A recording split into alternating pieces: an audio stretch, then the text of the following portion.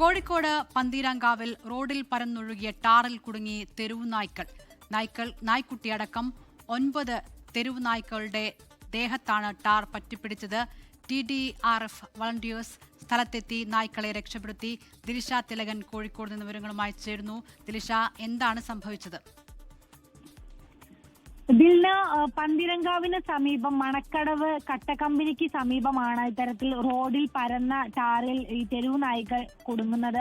ഇന്ന് സന്ധ്യയോടെയാണ് സംഭവം ഉണ്ടാകുന്നത്. സന്ധ്യയോട് കൂടി തന്നെയാണ് നാട്ടുകാരുടെ ശ്രദ്ധയിൽ ഇത് പെടുന്നത്. ഈ റോഡ് പണിക്ക് ഇറക്കിയ ടാറ് നിലത്ത് പരന്നൊഴുകിയതാണ്. അതിലാണ് ഈ തെരുവു നായ്ക്കൾ കുടുങ്ങിയത്. നായ്ക്കുട്ടികൾ ഉൾപ്പെടെ ഏകദേശം 9ഓളം തെരുവു നായ്ക്കളാണ് ഇത്തരത്തിൽ റോഡിൽ പരന്ന ടാറിൽ അകപ്പെട്ടത്. നമുക്ക് കണ്ടാൽ മനസ്സിലാകും, ഭയങ്കര ദയനീയമായിട്ടുള്ളൊരു കാഴ്ച തന്നെയാണ് അത്. നാട്ടുകാർ വിവരം അറിയിച്ചതിനെ തുടർന്ന് TDRF വളണ്ടിയർമാർ സ്ഥലത്തെത്തുകയായിരുന്നു. ഈ ടാറിൽ കുടുങ്ങിപ്പോയ നായ്ക്കളെ രക്ഷപ്പെടുത്താനുള്ള ശ്രമം നടത്തി. എന്നാൽ ഈ നായ്ക്കളുടെ ദേഹത്ത് ആകെ ഈ ടാറ് പറ്റിപ്പിടിച്ചത് നീക്കുന്നത് ഏറെ ദുഷ്കരമായിരുന്നു. വളരെയധികം